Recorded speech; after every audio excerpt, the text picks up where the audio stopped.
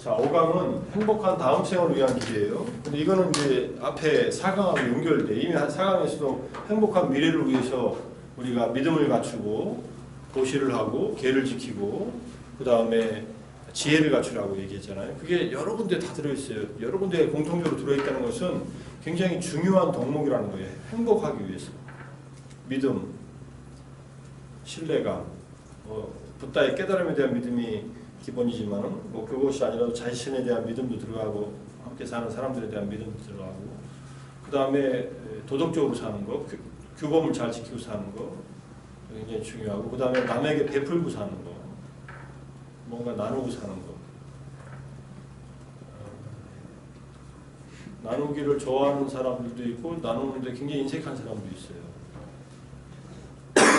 내가 학교 다닐 때 교수님 중에 학생들은 책이 없잖아. 요즘같이 뭐 인터넷이 있는 것도 아니고 선생님들은 유학 갔다 오시고 책이 좋은 책들이 많으니까 책을 좀 빌려달라면 어떤 선생님은 그래 마음대로 가져가서 보고 제자리에다가 갖다 놔 이러고 그냥 주시는 분들이 있고 도서관에도 없는 책들이니까 읽고 싶은데 주로 원서들이죠.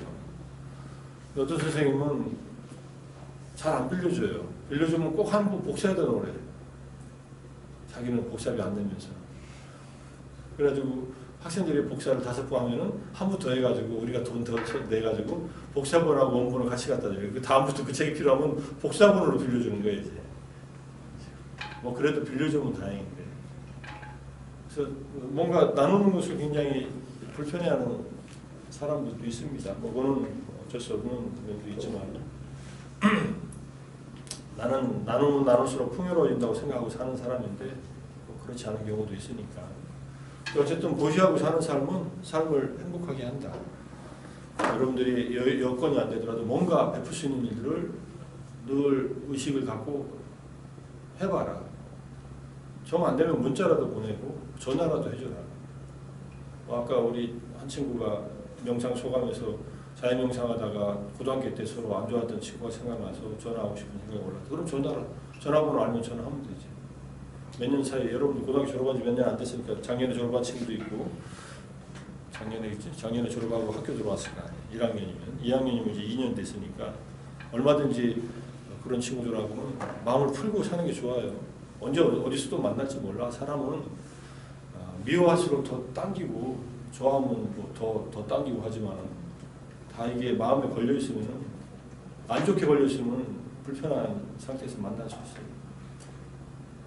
자, 그런 것도 이제 베푸는 일이다 이렇게 이해하고 자, 그 4가지를 얘기하고 그것이 여기서 더 확장돼서 나와요. 이제 업의 법칙, 공덕, 보시, 지계 그대로 나오잖아요. 명상도 나오고. 자, 2번째 붓다의 가르침의 유익함은 내생까지 유익하기예요. 붓다는 현생에서 행복하고 다음 생에도 행복하고 마지막 궁극에까지 행복한 길을 가르쳤다. 그러니까 부처님의 가르침은 행복으로 초지일관되어 있어요. 그를 행복이라는 말을 쓰기가 뭐하냐면 거기에서 해탈이라는 말을 씁니다. 해탈. 빨리로는 위모띠, 리버레이션, 자유, 해방. 무엇으로부터 자유와 해방이냐? 내면의 본능으로부터 자유가 되는 거예요. 사회적 속박으로부터 자유를 우리는 자유라는 것은 쟁취하는 것이다 이렇게 얘기하잖아요. 맞는 말인데 이 자유도 내적으로 자기 내면을 수련해서 스스로가 쟁취하는 것이에요. 우리는 일상적인 삶은 자유롭지 못합니다. 정치적으로는 자유로워도 내가 자유로워서 정치적으로 내가 할 수 있는 일은 헌법에 보장된 자유로운 행위들을 뭐든지 할 수 있다 하더라도 실제로 내가 완전히 자유롭냐면 그렇지 않아요. 내가 갖고 있는 번뇌에 구속되어 있어요. 그래서 그거로부터 자유로워진 사람. 이것을 추구하는 것이 일미라고 했어요. 일미. 한 가지 맛을 추구한다. 원 테이스트. 내 가르침은 오직 한 가지 맛으로 일관되어 있다. 자유다. 자유로. 해탈이다. 자, 그러니까 이것들이 전부 다 나중에 일로 통합되는 거예요. 이게 이제 궁극의 행복이라는 뜻이에요. 뭐 혼자서 자유롭다는 것은 자유로운 것 같지만 혼자서 자유로워도 번뇌에 묶여 있으면 전혀 자유로운 게 아니에요. 혼자 있으면 외롭지 자유로운 게 아니에요. 혼자 살려니 외롭고 같이 살려니 괴롭고 어떻게 살아야 되나. 그래서 우리는 다르게 살기로 했다. 이런 책을 이제 한겨레 신문에 조현영 기자가 썼어요. 우리는 공동체를 연구하면서. 그래서 어쨌든 혼자 있는 외로움을 견디고 함께 있는 괴로움을 견뎌내고 어떻게 하면 조화로운 공동체 속에서 자유롭고 행복하게 살 수 있을까? 이런 고민을 하면서 공동체 운동을 많이 해요. 우리나라에도 여러 곳이 있는데 성공한 케이스도 있고 실패한 케이스도 있는데 한국 사람들은 공동체 운동하기에는 좀 욕심이 너무 많아. 자기가 전 세계를 다니면서 공동체를 연구해 봤더니 서양 사람들은 공동체에서 살 때 자기의 자유로움을 조금 양보한다는 거예요. 공동체 사람들의 공동체의 이익을 위해서. 근데 한국 사람들은 자기가 자유로운 걸 다 얻고 공동체에서 얻는 이익도 얻고 싶어 합니다. 이렇게 얘기하더라고요. 외국인들은. 덴마크 사람들이 가장 행복하게 사는 사람들 중에 하나인데 거기 공동체 이루어서 사는 사람들이 꽤 있거든요. 그럼 자기의 개인적인 것들은 좀 희생을 해요. 왜냐하면 공동체 전체가 행복한 것이 자기의 자유를 좀 희생하는 것도 나으니까. 불교는 개인의 궁극의 해탈을 추구하면서 타인하고는 조화롭게 살라고 해요. 그게 아까 공동체의 화합의 원리 같은 거 이런 것을 통해서 몸과 말과 마음으로 자애를 실천하고 그 다음에 고심을 공유하고 그 다음 계를 함께 지키고 지혜를 같이 개발하는 것. 그걸 통해서 스스로 개인이 자유로워하는 길을 공동체가 서로 지탱해주고 서로 보조해주는 역할을. 멋있는 공동체가 되겠죠. 제대로 된 공동체는 그런 공동체가 된다. 그럼 사회 공동체는 어떤 공동체나 이 사회, 우리가 사는 이 국가라는 사회, 서울시라는 사회, 이 서울대학이라는 사회, 이 사회는 구성원들의 안전을 확보해주고 구성원들의 안전과 자유를, 자유로운 자기 성장과 추구를 뭔가 뒷받침해줘야 되죠. 사회 구성원들에게. 잘못하면 사회 구성원들을 엄청난 이 억압으로 몰고 갈 수도 있고 엄청난 불행으로 몰고 갈 수 있는 게 사회예요. 국가이기도 하고. 국가가 그렇게 쓰여지면, 국가 권력이 그렇게 쓰여지면 안 되지. 무고하게 양민을 학살한다든지. 우리나라는 그런 역사가 지금 아직도 남아있어요. 아직도 해소가 안 돼 있잖아요.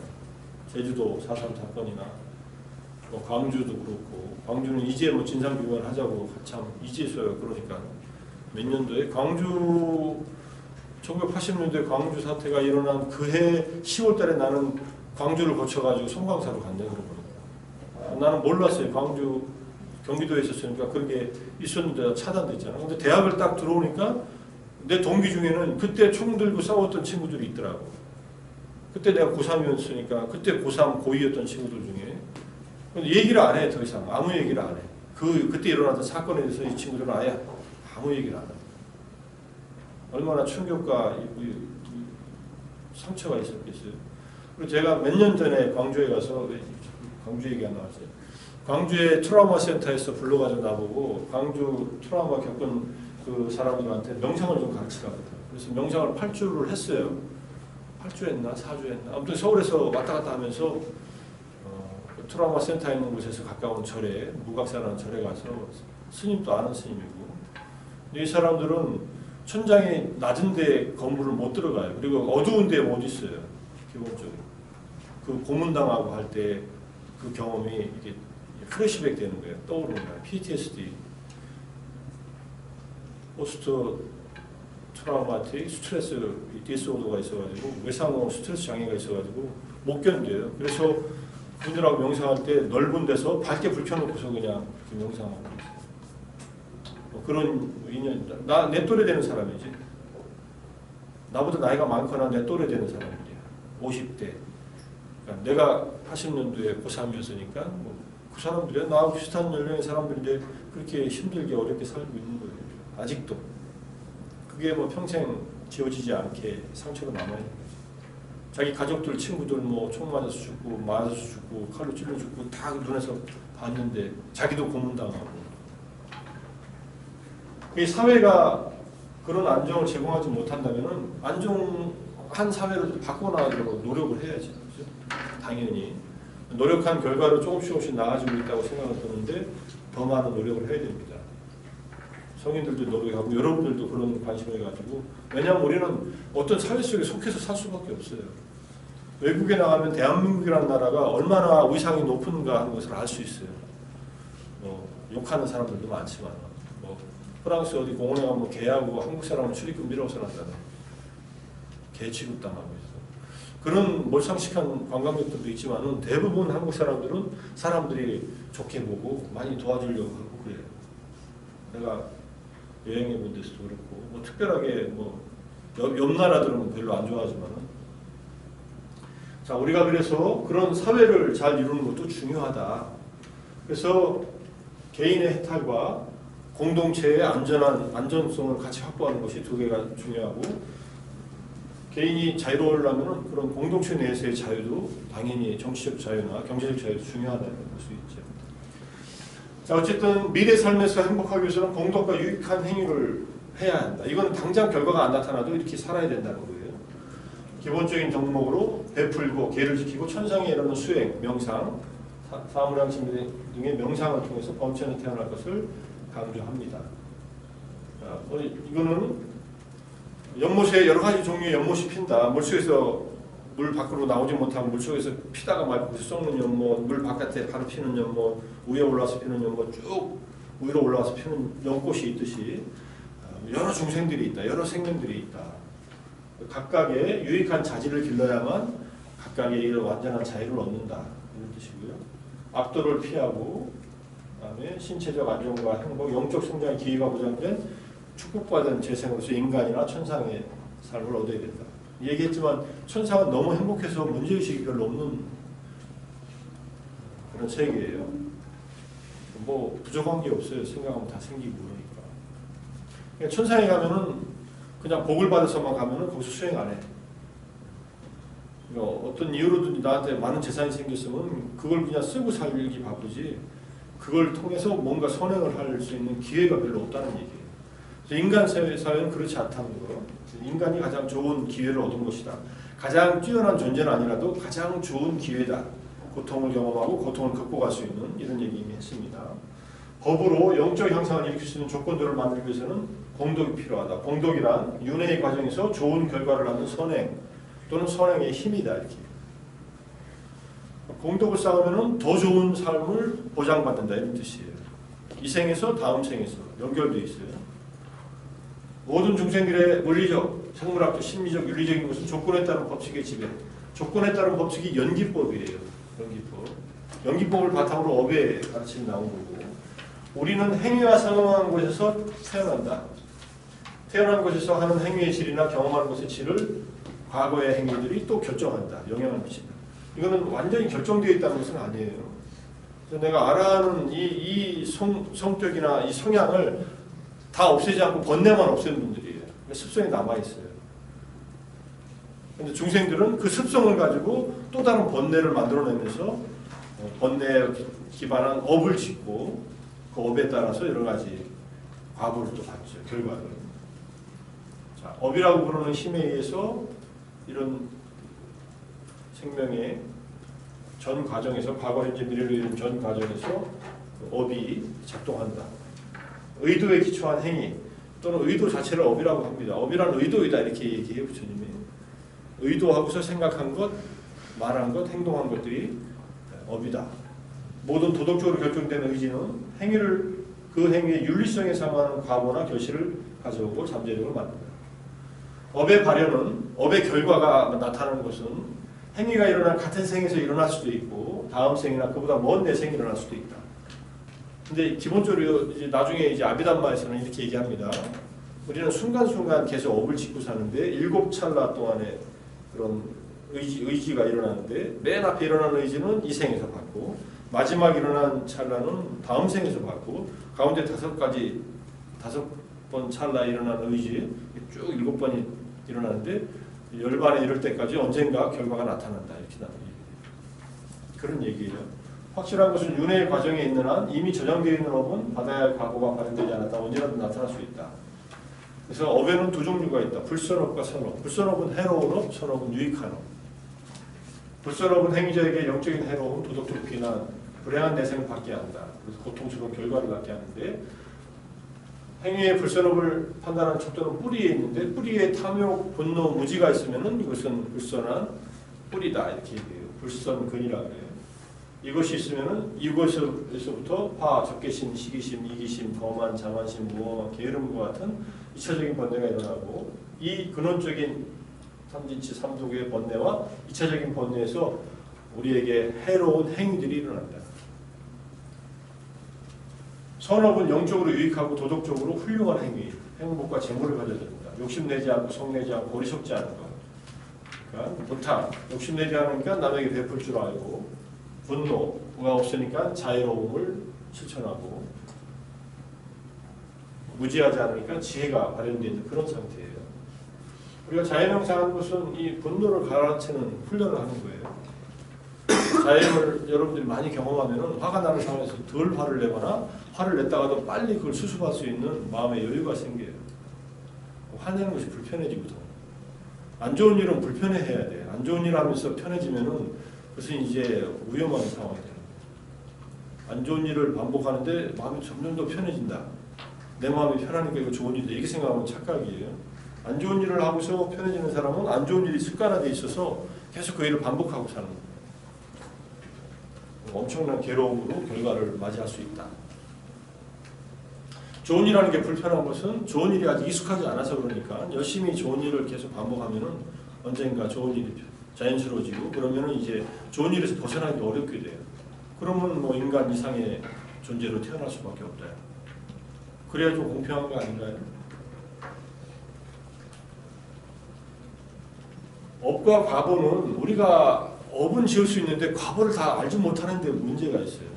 우리의 지적 능력으로는 그걸 다 파악할 수가 없어. 너무 복잡하고 미묘하게 얽혀 있어서 다 파악이 안 된다. 이걸 완전히 아는 분은 부처님밖에 없다. 부처님밖에 없으니까 아무도 모른다가 아니에요. 부처님은 아시는 거예요. 신만이 안다 그러면 아무도 인간은 모른다는 뜻 아니에요. 부처님이 완전히 파악하고 있고 어떤 제자들은 일부를 파악하고 있고 우리들도 어느 정도는 파악할 수 있는데 그 관계를 다 파악하는 것은 쉬운 능력이 아니구나. 엄청난 지혜가 있어야 된다. 그런 뜻입니다. 악한 뿌리로부터 자라는 행위가 삶과 죽음이 반복되는 세계, 윤회 세계에 묶이게 하고 선한 뿌리로부터 자라는 행위는 세간과 출세간의 길로 인도한다. 세간에서 이 세상에서는 세간은 세상이에요. 행복한 삶. 출세간은 깨달음의 삶으로 인도해요. 선한 뿌리로부터. 세간의 선행은 윤회의 과정에서 행복한 내생과 즐거운 과보를 가능케 하고 깨달음에 이르기 위해서는 팔정도의 수를 수행함으로써 발생하는 업이고 출세간의 선행은 깨달음과 윤회로부터 해탈을 얻게 한다. 그래서 업의 인과 과정을 모두 소멸시키는 업이다. 우리가 하는 명상은 이런 업이다. 윗바사나는 아주 강력하게 업의 인과 과정을 소멸시키는 그러한 업이다 이런 뜻이에요. 수행은 업입니다. 아주 좋은 선업이다. 네 종류의 업이 있다. 검은업이 있는데 검은업은 10악업이에요. 10가지 해로운 업.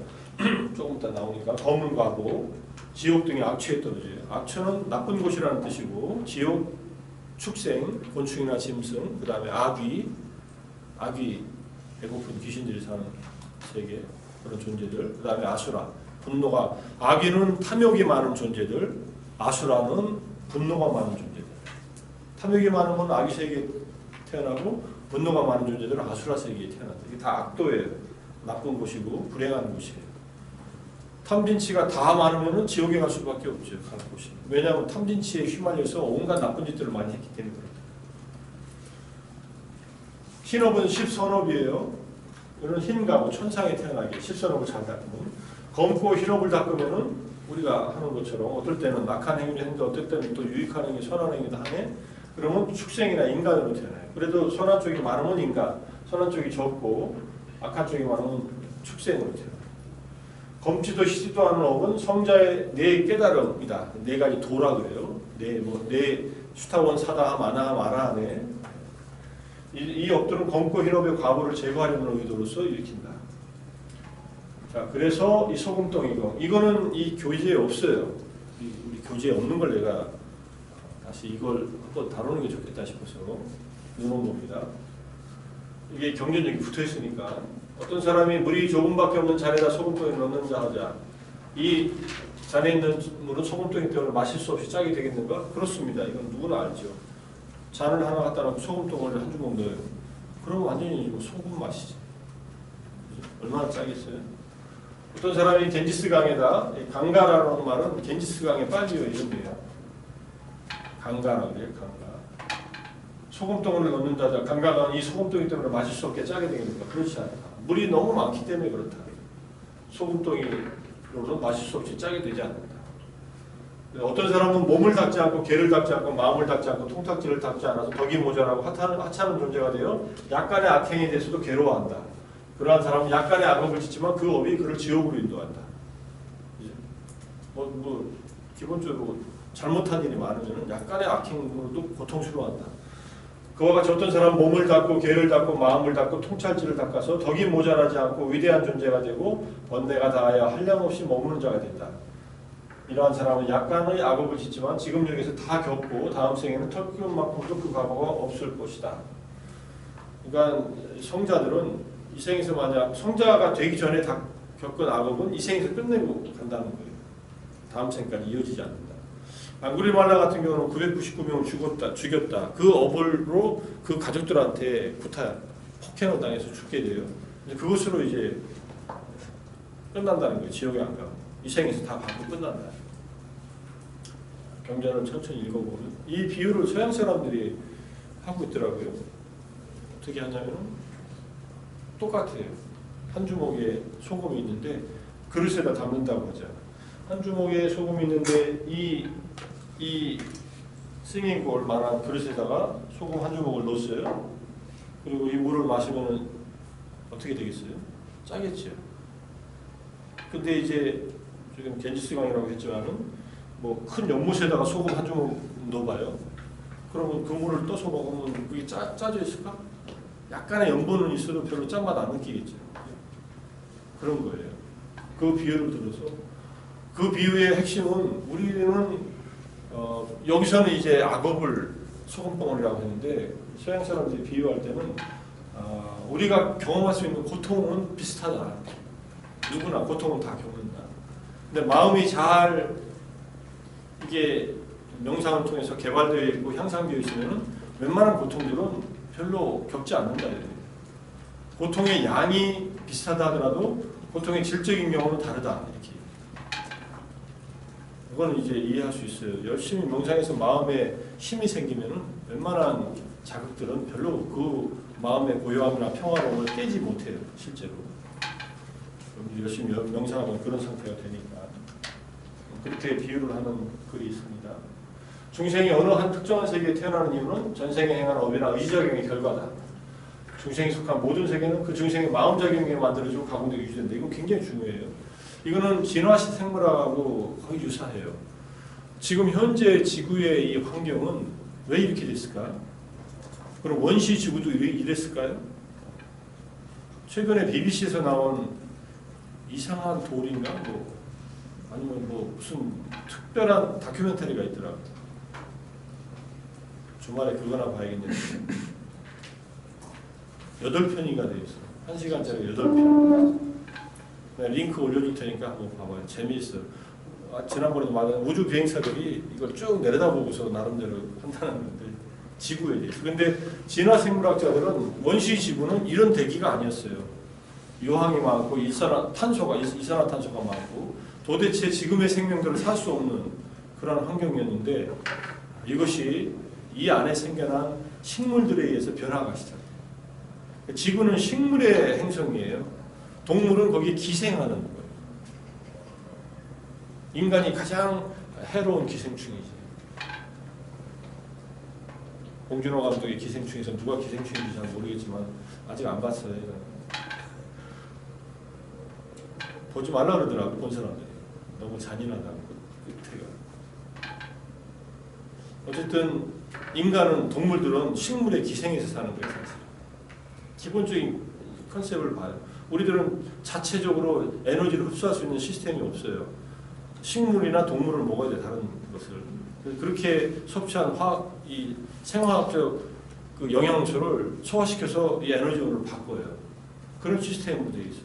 식물은 자기가 해를 그대로 받아들여서 광합성을 통해 가지고 에너지를 비축해요. 탄소 에너지를 비축하죠. 근데 이게 처음부터 이렇게 안 돼 있고 처음에는 원시 대기는 이렇지 않았는데 그것이 다행스럽게 이 안에서 여러 가지 기후의 변화와 함께 식물들이 생겨나고 식물들이 생겨나면서 식물들의 호흡에 의해서 탄소가 저장되고 그 다음 식물은 계속 산소를 내뿜잖아요. 지금 산소 20몇 프로, 질소 한 70% 되는 이 대기가 형성되고 그것을 우리가 이용하면서 사는 동물들이 이제 탄생하는 거죠.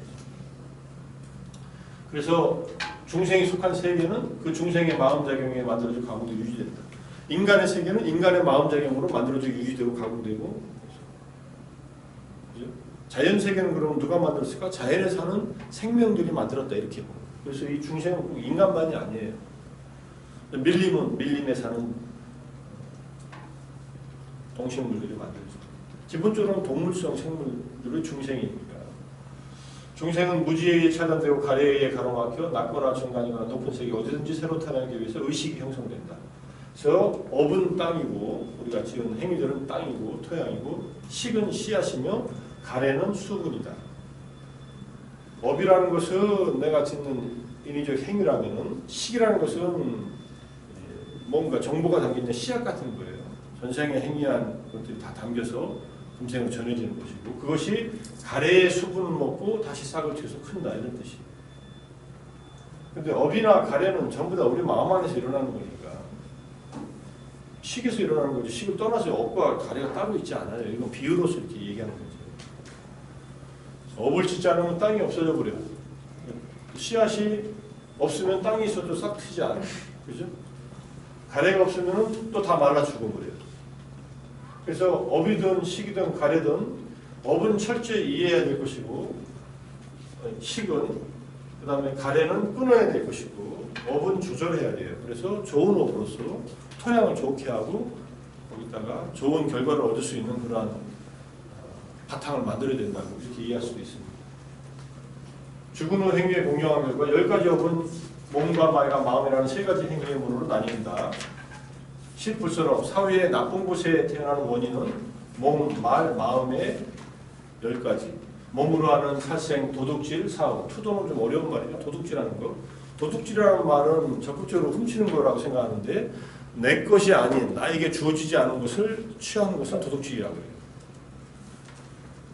여기에 지금 만약에 돌 같은 게 하나 있다 그러면은 이걸 가져가면 도둑질이 돼요. 주인이 없다 하더라고. 주인이 있거나 없거나 상관없어요. 근데 누가 나에게 내가 원하는 것을 이렇게 주어요. 주는 것을 내가 갖는 것은 도둑질이 아니에요. 뇌물은 될 수 있을지 몰라도. 대부분의 선물은 뇌물이다. 이런 얘기 들어본 적 있어요? 들레주가 했다나 누가 했다나. 기본적으로 누구한테 뭘 주는 것은 뭘 바라고 주는 거예요. 유일하게 바라지 않고 주는 것이 자애의 마음으로 할 때. 자애는 그냥 주고 끝나는 거예요. 보답을 바라지 않아요. 주는 것으로 행복한 마음이 자애니까.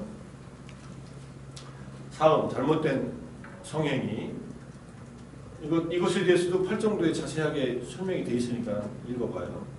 말의 행위는 거짓말, 거친 말, 이간질하는 말, 쓸모없는 말. 그냥 거짓말만 말하는 게 아니라 사실을 말해도 거칠게 말하거나 욕설을 퍼붓거나 이간질하는 말, 사실을 말해도 A와 B의 사이를 갈라놓는 말, 이런 뒷담화를 하거나 그 다음에 쓸데없는 말은 별로 이롭지 않은 말을 하는 거예요.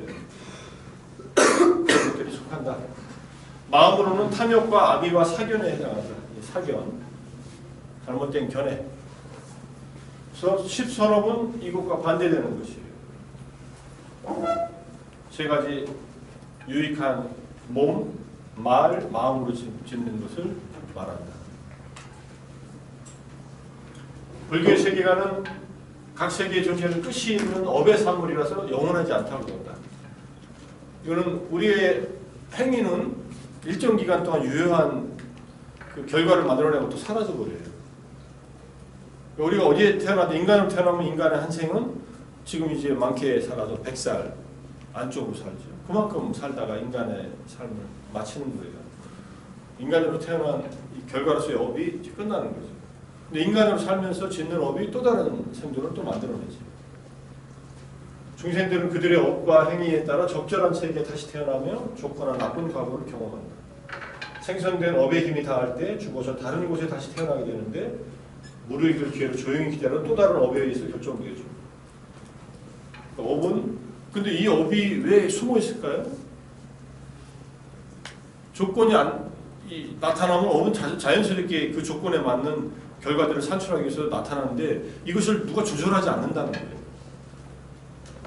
쟤는 지금 잘 되고 있는데 과거에 악업이 있으니까 지금 그 업이 나타나 이렇게 만들지 않아요. 누구도. 그러니까 그 조건 관계의 복잡함을 우리가 다 알 수는 없지만은 수많은 조건들에 의해서 그 중에 업도 하나의 조건이에요. 그래서 결과들이 산출될 때 그때 나타난다는 거예요. 자, 그래서 이 인간 이하의 세계가 이렇게 끊어져서 안 보이더라고요. 이렇게 봐요. 그래도 안 보여. 이렇게 보면 보여요.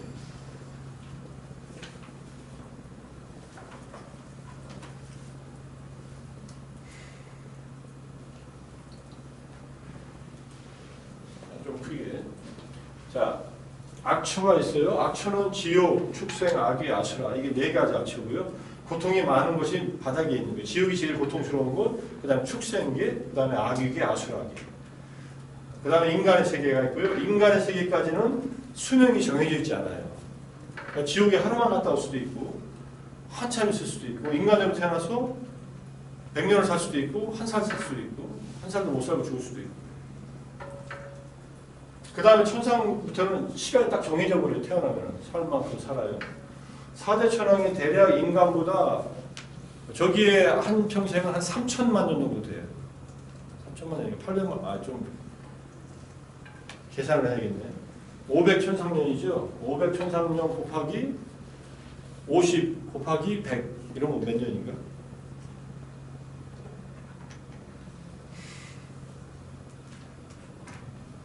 360으로 곱해야 돼요. 계산해 봅시다. 여기에 1년은 1천상년은 인간 세계 50년이라고 그래요. 하루가 50년이라고 그러죠. 근데 대략 기억이 한 3,600, 800만 년? 자, 한번 계산을 해서 일단은 500 곱하기 365 곱하기 그 다음에 1년 1일이 50년이니까 50까지 곱하면은 대략 900만 년이네. 912만 5천 년이네. 인간 세계 900만 년 4천왕 세계에서. 그리고 여기까지는 우유월수를 4로 곱하면 돼요. 4, 9, 36, 여기는 3,800만 년 정도. 그 다음에 1억만 년 정도. 도솔천은 그래서 4배로 곱하니까 5억 년 이상을 살아요. 그 다음 그 위에니까 위에 화락천은 한 20억 년 정도. 그 다음에 여기는 4 곱하면 80억 년. 뭐 시간이 그렇게 정해져. 그러니까 이 세계의 시간관념은 인간 세계하고는 비교할 수 없을 정도로 길고 오래 살아. 인간으로 태어나서 500년 사는 것도 긴데 여기는 500천상년을 산다는 거예요. 500 곱하기 50 곱하기 365 이렇게 하면. 저 꼭대기는 84,000 대급이니까 이거 엄청나게 오래 살아요. 그렇지만 이 세계가 한계가 있어요. 지옥이 정해져 있지 않다고 해서 영원히 사는 게 아니에요. 이거 영원한 세계는 이 안에는 없어요. 지옥부터 저 꼭대기까지, 비상, 비비상처까지.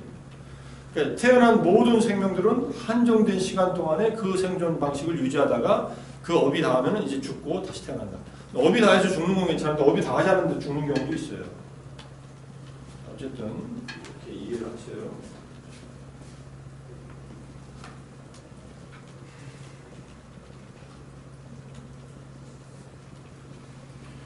천상의 기쁨뿐만 아니라 지옥의 고통도 아무리 길다도 끝이 있다. 인간이나 천상계에 태어나오자는 갈망은 영적 능력 있는 사람, 그렇게 갈망하는 사람들을 안내하면서 일련의 가르침을 폈다. 이게 이제 이 5장에서 다루는 거예요. 인간이나 천상계에 태어나 행복한 삶을 이어가고자 하는 사람들.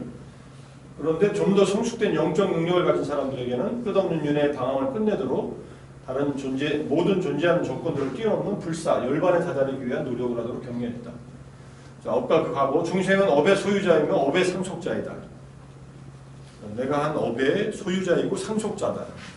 업으로부터 유래하고 업에 묶여있고 업을 피난처로 삼는다. 열등하거나 우등한 존재를 구분하는 것이 업이다. 여기에 살생하면 단명하고 불살생하면 장수하고 폭력을 많이 쓰면 다병, 병이 많고 비폭력적으로 살면 건강하고 이 생에서 그렇다는 게 아니라 오랜 세월 동안의 습성이 그렇게 만든다는 거예요. 분노하고 속마르면 추하게 되고 분노 없으면 잘생기고 시샘하고 질투하면 세력이 없고 시샘과 질투가 없으면 세력을 없고 고시를 안 하면 가난해지고 고시하면 부유해지고 그러니까 내가 부유해지기 위해서 고시하는 것은 정당한 이유가 된다. 대가를 바라고 대가가 있다는 것, 결과가 있다는 것을 알고 해라 이렇게 얘기를 합니다. 근데 그 고시의 공덕을 받으면서 내가 또다시 고시를 하거나 궁극의 이 해탈, 열반을 위해서 공덕을 쓰겠다 하면 그거는 훌륭한 일이죠. 완고하고 거만하면 낮은 가문에 태어나고 예경하고 양보하면 높은 가문. 배울 때 질문이 없으면 우둔하고 여러분들 스승께 질문하고 배우면 지혜로워진다.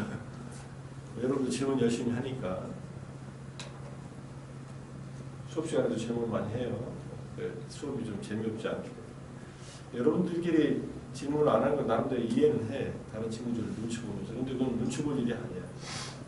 내가 모르면 그냥 세상 사람들이 다 모른다고 생각하고 질문을 하는 거예요. 내가 알면 세상 사람들이 모르는 건 나 혼자 한다고 생각하는 것은 착각이지만 내가 모르는 것은 다 모른다고 생각하는 것은 괜찮아요. 배울 땐 그렇게 배워야 돼. 남이 알고 모르는 것은 나하고 관계없어. 내가 모르면 모르는 거지 뭐. 모르는 것은 존재하지 않는 거예요. 그 사람 머릿속에. 존재의 영역을 키워야지. 자, 그런 얘기들. 선업의 결과는 윤회의 과정에 좋은 과보를 낳고 좋은 재생. 요즘 말로 하면 금수저. 이렇게 태어나고 그 다음에 부와 미모를 갖춰요. 미모도 갖춘다네. 그 다음에 성공과 같은 세간의 이득을 만들어내요. 그러니까 절에 가서 우리가 기도할 때 이것들을 바라죠. 다음 생에 극락 가게 해주세요. 천당 가게 해주세요. 그죠? 금생에 좋은 직장 얻어서 아이들 건강하게 행복하게 좋은 배우자 만나 살게 해주세요. 아름답게 해주세요. 이런 기도하는 경우는 별로 없네요. 아름답게는 절에 가서나 교회 가서 하지 않고 바로 그냥 청담동에 가니까 성공을 하게 해주세요. 이거는 많이들 하죠. 깨달음의 길에 따라 여러 단계들을 성취하도록 하는 출세가 높은 조건들도 만들어내요. 이 선업이라는 것. 출세가 하는 조건들. 그러니까는 깨달으려면은 공덕을 지어라. 왜냐하면 그걸 바탕으로 해서 깨달음으로 가는 길이 열리기 때문에. 공덕의 형태를 공덕의 바탕이 되는 행위로 표시하는데 그것이 세 가지다. 보시, 지계, 명상이다. 붓다 스스로 자신이 여러 생에 걸쳐 공덕을 쌓은 것을 예를 들어서 얘기해요. 공덕을 두려워하지 말라. 공덕이라고 하는 것은 행복, 희망, 사랑, 애정, 육회의 동요이다. 나는 내가 오랜 세월 공덕을 닦으면서 행복, 희망, 사랑, 애정, 쾌활의 과보를 경험한 것을 나는 알고 있다. 7년간 자애의 마음을 닦아서 7계급 선겁의 기간 동안 이 세계로 돌아오려 한다. 이거는 7겁 동안에 겁은 한 세계가 생겨나고 사라지는 시간이잖아요. 이와 같이 위대한 위력, 위대한 능력을 갖게 된 것은 세 가지 업의 결과, 세 가지 업의 과보 때문이다. 보시, 제어, 자제의 과보이다.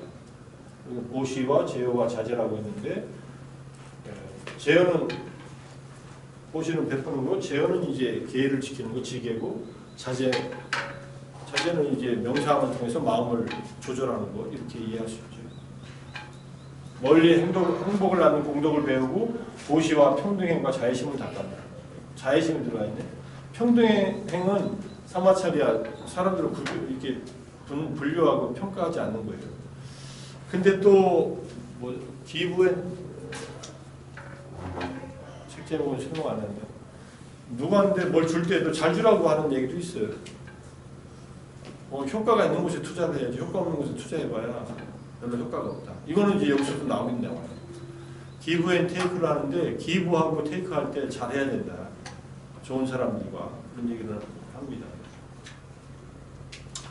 보시지계 수행을 보시와 지계를 약간하고 수행이 전혀 없으면 불운한 인간, 보시 지계를 보통으로 하면 운이 좋은 인간, 굳건하게 하면은 천상에 태어난다. 여러분들 보시할 수 있는 기회가 우리한테 언제나 주어져 있어요. 어떤 형태로. 그죠? 뭐 동료 친구들한테 질질하면서 인사하는 것도 보시하는 거예요. 물질을 주는 것이 보시가 아니라. 자, 그래서 선업으로서 보시, 직의 수행이 있는데 공덕행위 토대가 10가지가 있어요. 여기까지만 얘기하고, 보시라는 것은 스스로 보시하고 보시한 공덕을 회양하고, 회양한다는 것은 나의 이 보시로 나의 이 궁극적 해탈이 이루어지기를, 또는 부모님께서 좋은 곳에 가시기를, 행복하시기를 이렇게 회양하는 거예요. 그러니까 회양을 기뻐하는 것, 타인이 보시하는 것을 기뻐해 주는 것, 이런 것들이 보시에 속해요. 보시를 자기가 못하면 남들이 한 선행을 마음으로 기뻐해 줘라. 계를 지키는 것은 진짜 계를 지키고 스승을 공경하고, 그 다음에 자기가 맡은 바 일을 잘하는 것. 학생으로서 열심히 과제도 하고 수업도 참가하고 이런 것들이겠죠. 교수 같으면 열심히 가르치고 준비해서 가르치고 학생들이 모르는 것을 도와주고 이런 것이죠. 수행은 4가지예요. 진짜 명상을 하는 수행을 하고, 법을 듣고 법을 배우고, 그다음에 법을 가르치고, 그다음에 바른 견해를 세우는 것이 수행이다.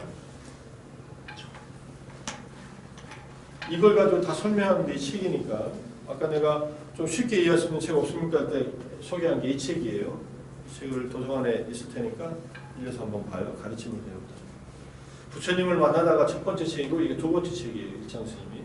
일장 스님은 구의학번으로서 학원과 다니다가 대학원 때 출가했어요. 그때 서울대 졸업생들 출신들이 9명인가 단체로 출가했다 할 때 신문에 나왔던, 신문 기사를 찾아봐요. 서울대 출신들 단체로 출가하다 이렇게. 그 중에 한 분이에요. 춘천에 있는 제따마나 스님도, 그 스님은 이제 83학번 수학과 박사과정 때 출가했고, 그래서 3번은 그 다음에 이제 믿음에 대한 얘기를 합니다. 믿음은 어느 세계나 최고로 3번은 찬양되고, 붓다는 존재 중에 최상이고, 법은 가르침 중에 최상이고, 상가는 종교 공동체 중에서 최상이다. 굉장히 배타적인 것 같죠?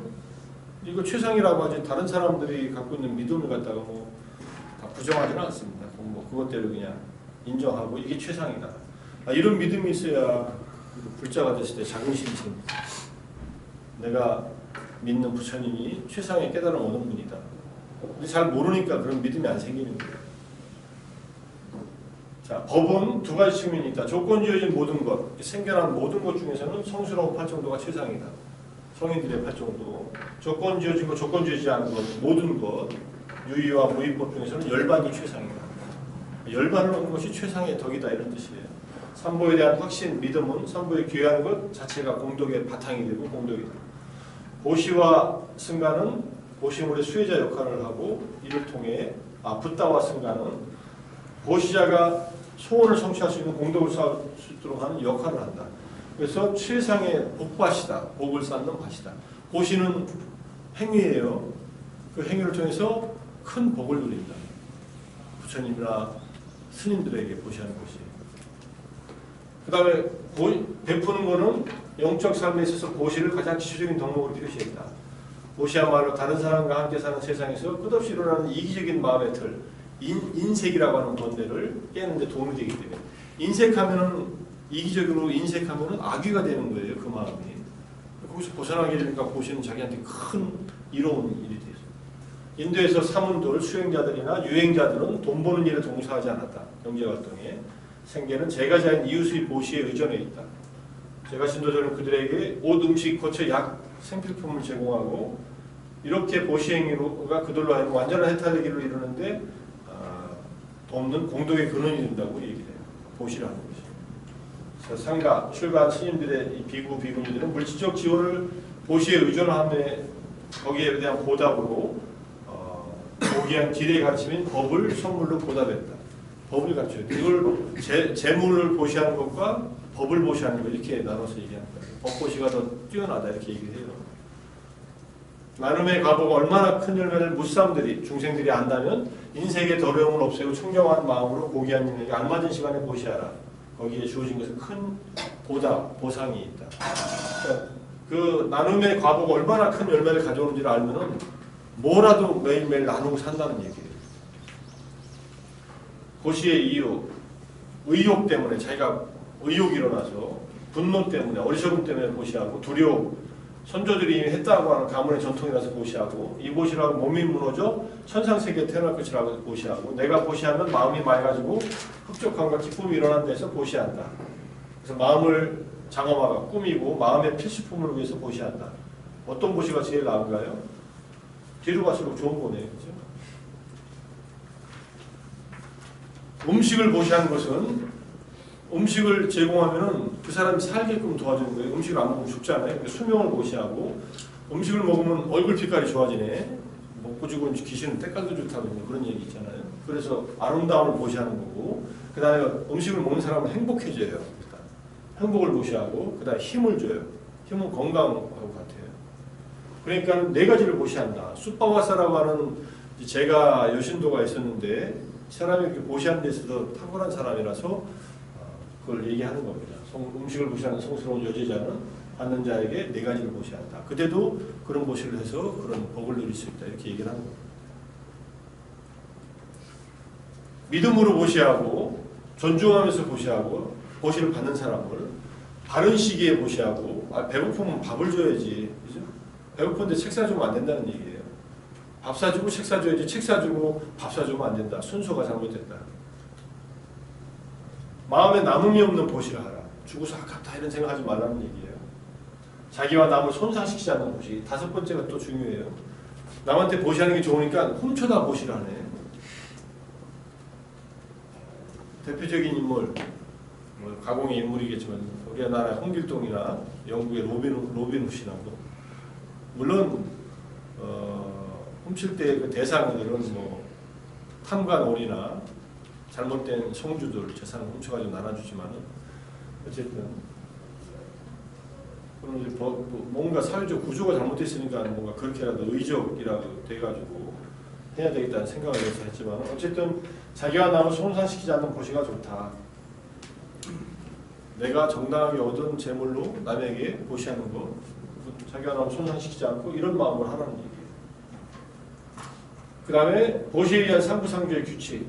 제가 신도들의 보시를 받고 사원에서는 공덕사할 기회를 제공하고, 스님들은 제가자들에게 법을 가르쳐서 괴로움부터 벗어날 수 있는 길을 가르쳐준다. 이런 얘기입니다. 자, 보시를 행한 결과로 얻어지는 공덕은 받는 사람의 도기함에 비례한다. 붓다나 수제자인 경우에는 공덕이 헤아릴 수 없고, 성스러운 제자, 깨달은 제자들의 영적 집단인 성문승가는 최상의 법전이 되고 복을 짓는 밭이 되고, 승가에 대한 보시는 엄청난 축복을 이끕니다. 보시자에게 아주 오랜 세월 동안 안녕하고 행복하며 천상계의 세상을 가져온다. 보시를 하면은 이런 존재로 태어나는 거예요. 부유한 무사, 지배계급, 바람은 사제계급, 그 다음에 6개의 천상, 3개의 초선천의 하나의 천상에서 태어난다. 보시를 하면서 바라는 마음에 따라 나는 보시하면서 나는 다음 생에 뭐 왕족으로 태어나고 싶다. 그러면 뭐 왕이 있는 나라의 왕족으로 태어날 수 있겠죠. 자, 보시다 우리 계를 지켜요. 계는 삼보의 기리하는 것과 더불어 5가지 계는 8가지 공덕, 유익함, 행복, 신성한 결말, 천상으로 인도하는 길이라고 얘기합니다. 계는 말했듯이 살도, 음망주, 살생, 도둑질, 잘못된 은행, 거짓말, 술을 마시는 것을 상대하는 것. 이것은 위대한 보시, 성자의 계보. 계보라는 것은 삶의 방식이라는 뜻이에요. 그 다음에 지혜로운 삶을 바라보는 이에 비난받지 않는 것이다. 그래서 이걸 항상 지켜야 될 계로 5계를 얘기했다. 제가 신도들에게 5가지 계를 항상 의무로서 준서들. 이게 인간 때문에 기본이라고 이해하면 됩니다. 원래부터 전통적인 과거의 선물이고 계는 보시의 일종이다. 생명을 안 죽이면 살아있는 생명들에게 죽음에서부터 벗어나는 보시를 하게 된다. 이런 뜻이에요. 계를 지키는 사람은 무수히 많은 존재에게 공포와 적개심과 고통으로부터 자유를 주는 보시이기 때문에 스스로 공포와 적개심과 고통으로부터 벗어나는 무량한 즐거움을 얻을 수 있는 어의 결과를 낳기 때문에 그래서 계를 지켜라 이런 뜻입니다. 자, 계를 5계에서 좀 더 지키면 8계가 돼요. 자제, 자기를 잘 조절하고 검소한 삶을 살고 만족을 아는 삶. 이게 아라한의 삶의 방식이라고 해요. 그래서 나중에 여기서 8가지가 나오니까 공덕의 3번째 바탕이 되는 명상을 수행해 나갈 수 있도록 제자들에게 마음의 훈련을 준비시킨다. 그래서 이러한 수련은 공덕 그 자체다. 온전한 명상 수행은 통찰로 이끌지를 못하더라도 거친 단계의 정신적 오염을 정화시킨다. 우리 마음은 빛난다, 깨끗하다. 마음은 나중에 생긴 오염원에 의해서 오염되어 있는데 이 오염원들을 제거하는 작업을 하는 게 마음을 빛나는 마음을 회복하는 그런 명상이다 이렇게 볼 수 있습니다. 자, 이게 붓다 예견과 3기와 8개를 하는 거예요. 여기에 음성이 붙어 있는데 시간이 5분밖에 안 남았고 PPT는 8장이 남았고 그래 나는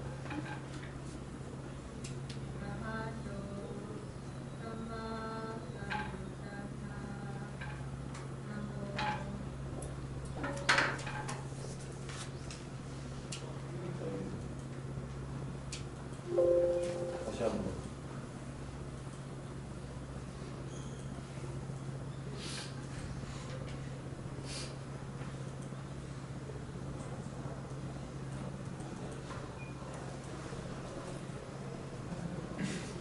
아이고야 파워포인트로 죽었다.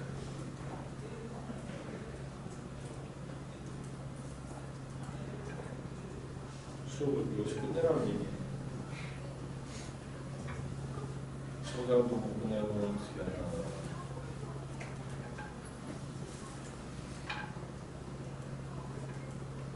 어디 갔지?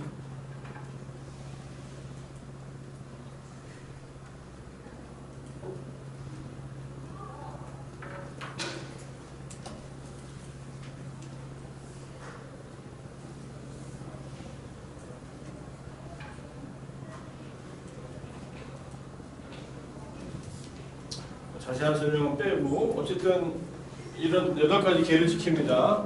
5계에서 성행위를 세 번째 성행위를 삼가하는 계를 지키고 이거는 제가자들은 일정한 한 달에 한 4번 정도만 지키면 돼요. 그 다음에 오후에 음식을 먹는 일을 삼가하고 춤추고 노래하고 연주하고 연극 보고 꽃다발 지니고 뭐 땅쇼바로 몸을 꾸미는 일을 이날은 삼가해요. 높은 침상이나 큰 침상을 사용하는 경우도 이날을 삼가하면서 보다 더 아란에 가까운 삶을 청빈한 삶 욕심이 적고 그런 삶을 하루 정도 지킵니다. 일주일에 하루 정도씩 이렇게 지켜요. 그 다음에 명상을 하는데 명상은 세간에서 공덕을 쌓기 위한 가장 좋은 것이 자해수행이고 자해수행은 사무량심 가운데 하나다. 자해의 모든 존재의 안정과 행복을 바라고 연민은 괴로워하는 존재들이 괴로움에서 벗어나기를 바라는 것 함께 기뻐함은 다른 존재의 행복과 성공의 행복을 기뻐해 주는 것 성정은 마음을 균형 잡힌 태도를 가지고 치우치지 않는 마음입니다. 이것 중에 하나가 자해다 이런 얘기고요. 자해를 하면은 악의를 극복하고 애욕에서 벗어나요. 그래서 이성을 향해서 하지 않는 거예요. 여성이든 남성이든 배우자나 파트너. 연민은 잔인함을 극복하고 슬픔에 빠지지 않아야 된다. 함께 기뻐하면 질투, 불쾌감을 극복하고 흥분에 빠지면 안 된다. 평정심은 적대감을 극복하되 무관심에 빠지면 또 안 된다. 이런 얘기를 사무량심의 대응본능에 대한 간단한 얘기하고 자해의 공덕은 크다는 얘기를 하고 여기에 붓다가 가르친 자비에 대한 내 논문이 있으니까 또 하나 읽을 거리가 붙어있네. 자, 사무량심 명상은 범천에 태어나게 하는 방법이다. 천상에 태어나는 방법. 범천은 궁극의 경지는 아니지만 아주 행복한 존재예요.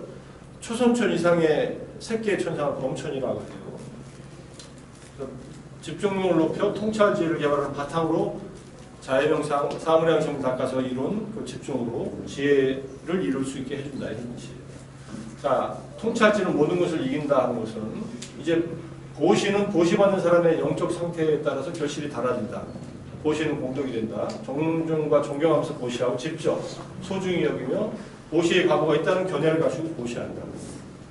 큰 보시를 하는 것보다 한 명의 예류자에게 보시하는 게 더 공덕이 크고 100명의 예류자보다는 한 명의 일례자 1대 100으로 쭉 가다가 마지막에 모든 스님들을 위해서 성원을 건설하는 게 물질적인 보시 중에 가장 공덕이 크고 그거보다 삼보에 귀하는 게 계를 지키는 게 자의를 닦는 게 한순간이라도 자의를 닦는 게 더 공덕이 크다.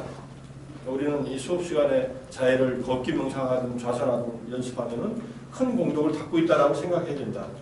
마지막으로 무상상, 무상에 대한 체험적 인식이 가장 결실이 크다. 왜냐하면은 무상을 깨닫는 것은 은혜의 과정에서 즐거운 과보를 주는 게 아니라 완전한 해탈, 열반의 실현을 가져다주는 통찰의 지혜를 가져다 주기 때문에 그래서 우리는 윗바사나 통찰 명상, 마음 챙김의 명상을 한다. 이렇게 이해하면 됩니다.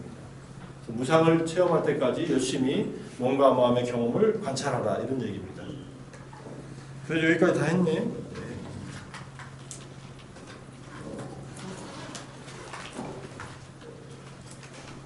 시간이 다 됐으니까 마치고 이제 5장까지만 오늘 하고 다음 시간에 6장, 7장 이렇게 하도록 하겠습니다. 수고했습니다.